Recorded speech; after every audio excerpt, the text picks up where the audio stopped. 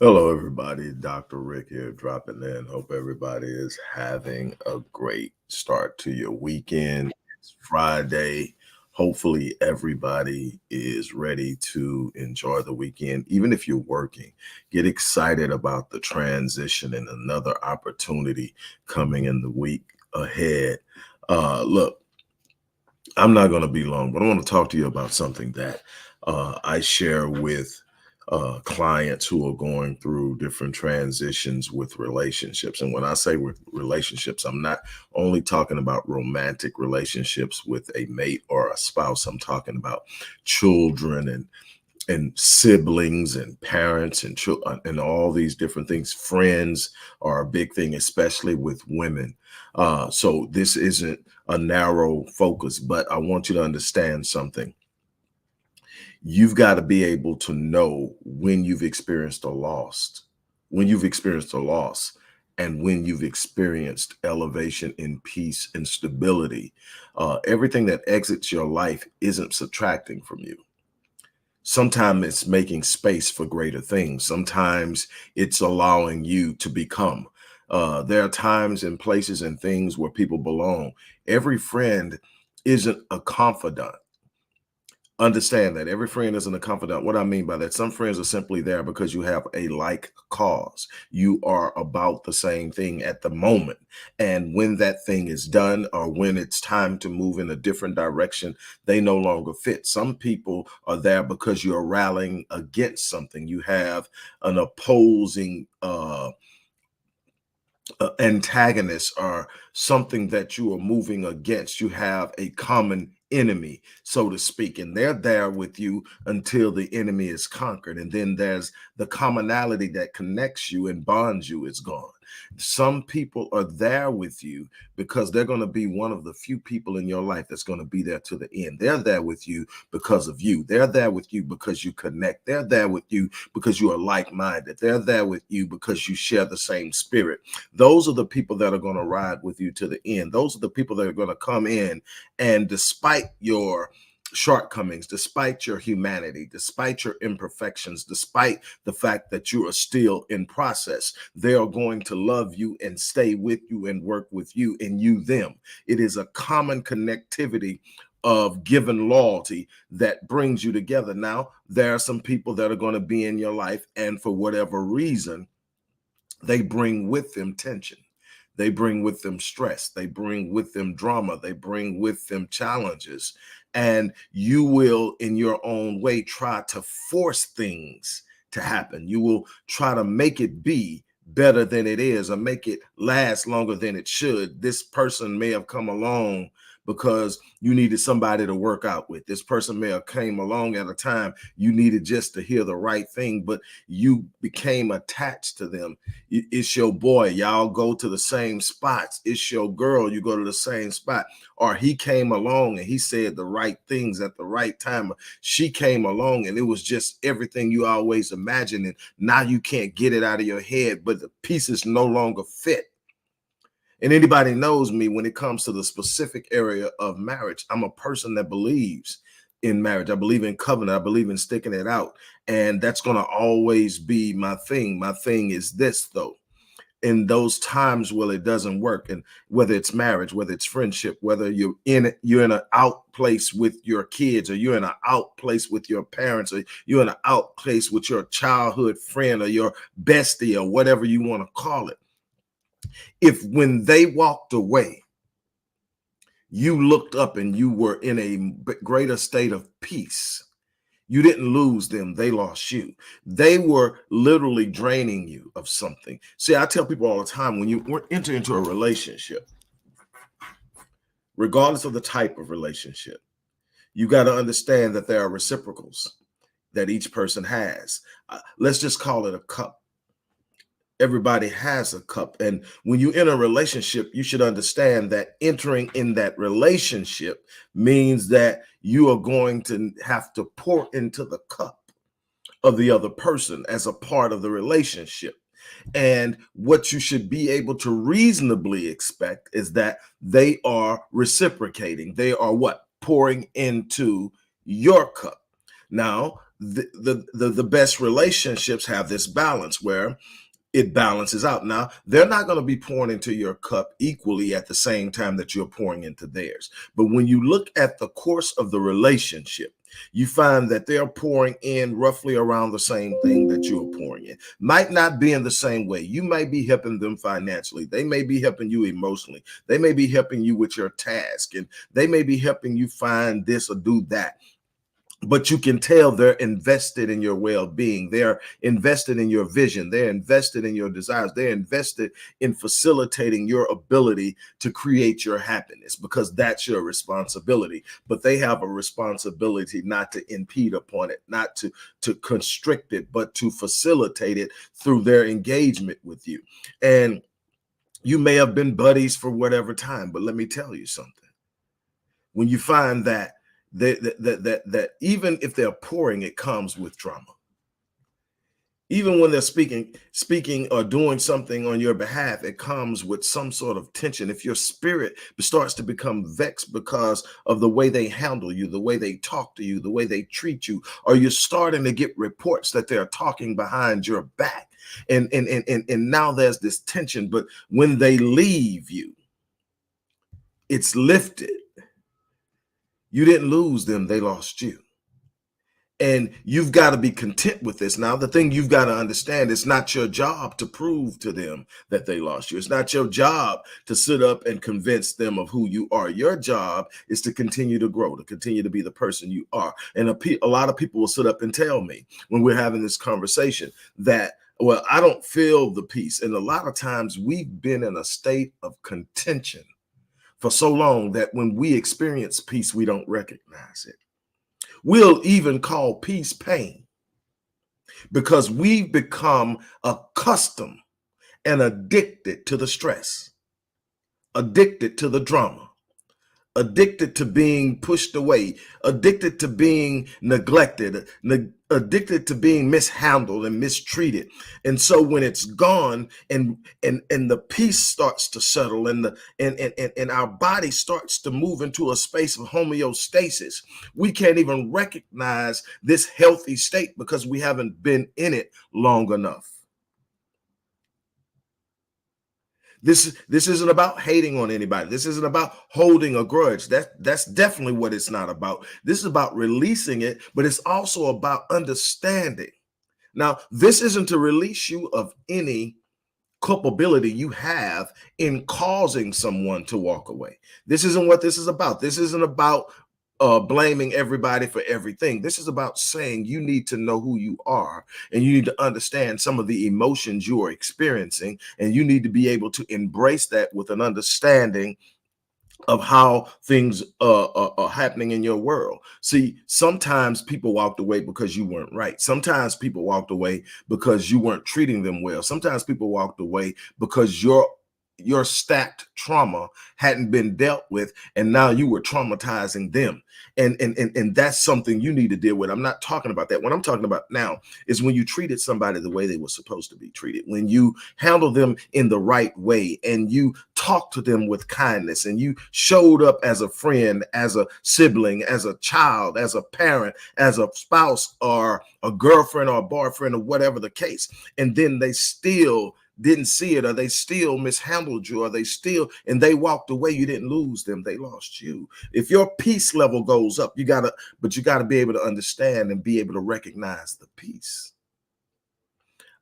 You would be surprised how many people I run into that come to work with me that are in a state of peace, but they can't even enjoy it because they're still searching for the conflict.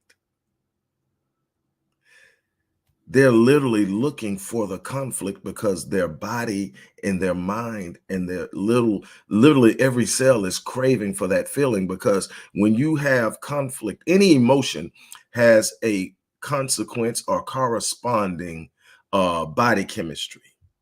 There are neurotransmitters, there are hormones, um, there are things that are being released: oxytocin, serotonin, dopamine. All these things are being released, and they give different feelings, and the body gets used to it. Well, stress releases cortisol, and adrenaline. And that stress coming from the cortisol coming from the adrenal gland is toxic to the body in long-term extended. It's meant for fight or flight. It's meant something happens, you need to get out of the way. Something happens, you need to defend yourself. Short periods of time, 30 seconds, a minute and a half, 2 minutes tops. And then you get to a place of safety and you calm down and your heart rate starts to drop. The adrenaline and the cortisol starts to dissipate in your bloodstream and you come back to a normal state. That's what it's meant for. But you got people out there that's got you in a constant state of fight or flight. Literally, their number pops up on your caller ID and your heart rate starts to beat, but you've gotten used to it. It's what it expects now. So now it's demanding that something like that happen. And you'll meet people, they're not happy if they're not in some kind of conflict. It's because their body is craving it. And literally subconsciously, they will do something to create it. You got to stop crashing in order to recreate the drama that you got away from. The hurt that you got away from. You got to stand up. You got to realize that something's in front of you. And even in the sense, in the situation where it may have been you that created the person walking away. So in that instance, there is maybe not peace because you may have lost something worth holding on to. This is the place where you grow up. This is the place where you learn. This is the place where you start to spend time with yourself and God. This is the place where you start to search yourself and you have an introspective examination of who you are and where you are. And you may need to get help. You may need to talk to somebody. You may need to sit down. You need to work on you. One of the biggest mistakes I made in parts of my life is walking away from one situation right into another one to keep from being alone. And it wasn't until I stopped and said, I need to be with me for a minute. I need to see what I'm like. And then I need to ask myself based on what I'm like, what I need, and what I want, instead of trying to adjust on the fly. And what happens is you start to realize that's a lot about yourself to love. And you don't have to sell it. You don't have to sell it to somebody. If you don't know what I mean by that is always trying to convince somebody that you deserve them. Always trying to convince somebody that you're the one. Always trying to convince somebody that they should choose you. Always trying to convince somebody you're that fly, you're that person, you're that dude, you're that lady. Always trying to be the person that people look at and like. Once you start to love yourself, you don't need anybody else to like you. Now, when someone else comes along and they're feeling you, they're feeling the you that you can keep and sustain. They're feeling the you that you can wake up and be every morning. They're not feeling that person that you've gone out there and created in order to impress them. They're getting the person that you showed them because you showed them you. You get where I'm going? So in essence, what I'm trying to give you is a circle. Number one is not everybody that left took something from you. Sometimes they left and gave you something. They gave you your peace. They gave you a better future. They gave you a hope. It's not always subtracted. Sometimes they needed to leave so you could be better. And in the cases where the person that left did take something, that you lost something, it was valuable and you let it go, that's okay. You get to rebuild. You get to recreate. The wonderful thing about this beautiful world that we live in is redemptive. If you walk in the space you're supposed to be in, if you have a benevolent heart, if you have a kindness about you, then you will find yourself in spaces where you will be able to redeem what you have lost. It may not be the same person, but it'll be the same level, the same intensity, the same power. It would be the same level of healing. All of these things that you thought you lost, God has a way of restoring them to you, but you got to put yourself in a position to receive it. You got to stop chasing conflict.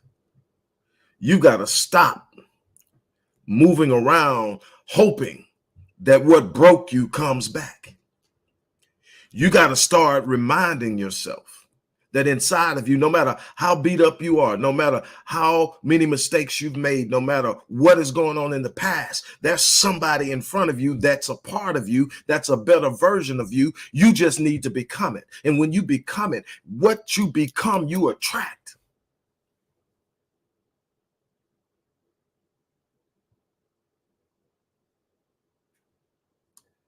I've found out that the more I become aware of me, the more I try to be a better version of myself, the more I raise the standards and the expectations on my life, the more I do that, the less I have to critique the people around me. There's something about elevating that filters on your behalf. You stop having to worry about what someone's intentions are. You stop having to worry about, why he rolling up on me. You start to realize that you're attracting people for a reason, and the people you are attracting are attracted to the frequency you're emitting by the gratitude and the love and the anticipation and expectations that are connected with your vision, that is connected to God, that is putting you on a frequency that will literally repel the negative energy of envy, strife, bitterness, all that stuff that can come at you when you're down there chasing conflict. It's okay to be in a space where you can smile, where you can walk in a space and not have trepidation and anxiety.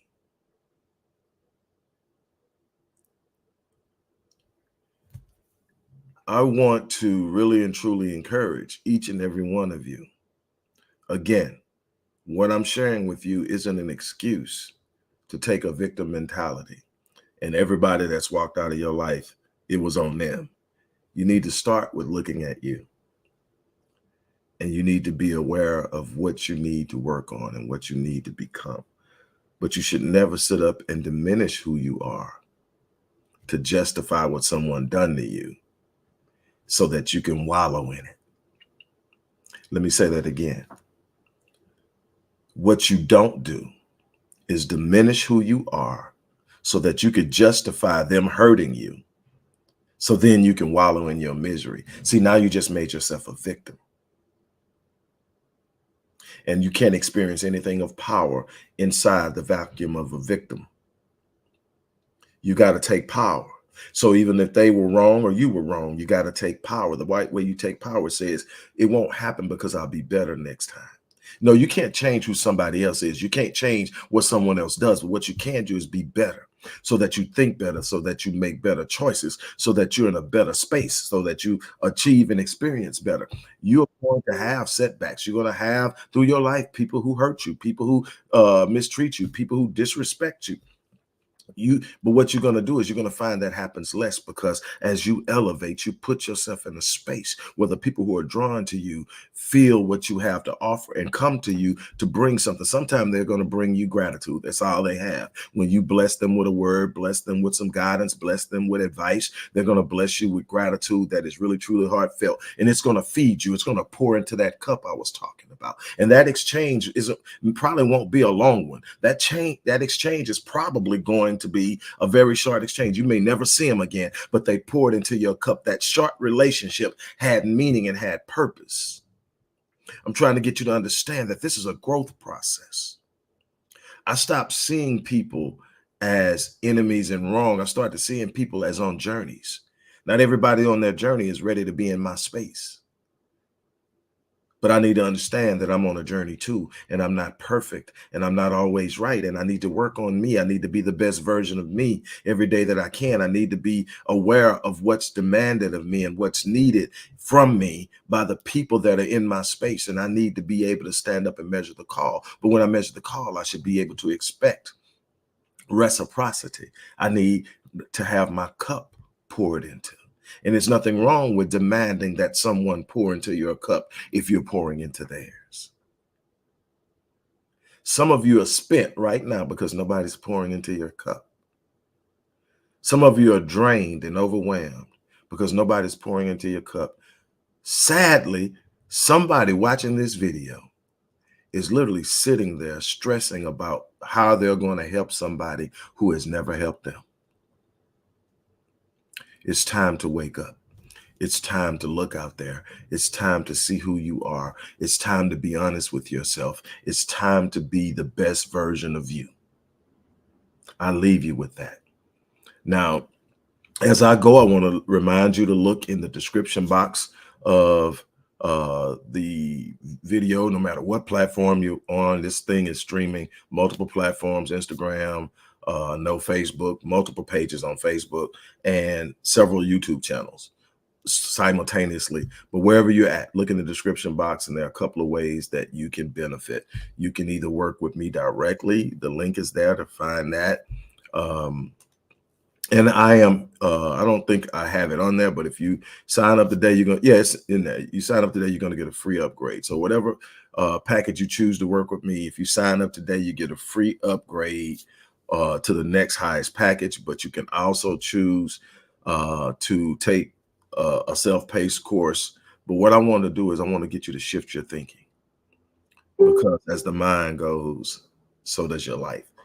Change your thinking, change your life. As a man thinketh in his heart, so is he. These are the things that we have to realize. We're carrying our future in our thinking, but most of us are revisiting old things over and over again. So our thoughts are recycling our reality. And we don't realize it. Your thoughts are the seeds of your destiny. You can't escape that. You're producing what you think, because what you think is a reflection of what you believe. And what you believe is going to dictate what you expect. What you expect is what you get. God told Moses, go back and tell him, as you have spoken in my hearing, so shall I do to you. Whatever you think is about to happen is about to happen. Whatever you believe is going to happen is going to happen. Whatever's happened in the past is in the past. But now you get to set a new expectation. And that expectation is solely based on what you believe is possible. You can experience love. You can have a great bestie relationship. You can mend relationships with your children. You can do all these different things, but you're going to have to believe, because your belief is going to put inside of you the way you move and the way you operate. And finally, I really cover this in my latest book, which is my 28th book, Healed and Whole.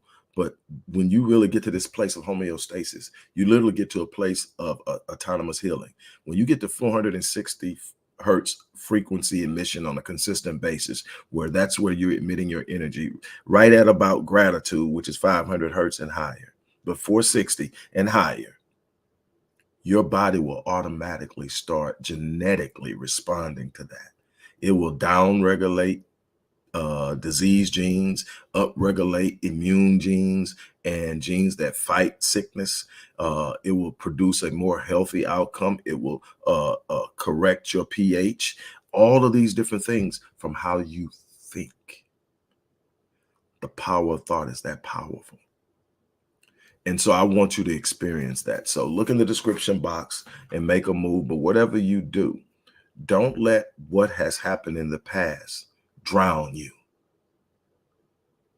If they left and you found peace, you didn't lose them, they lost you. If they left and they took something with them that was valuable to you, learn from it. Look at yourself in the mirror and say, this will not happen again. I'll be better next time. But whatever it is, don't wallow in it. Walk towards the next version of you, and there's something better waiting there when you get there. On that note, I'm out of here. As I always say, I live my life on full, so that when I leave this place, I die on E. I challenge you to do the same thing.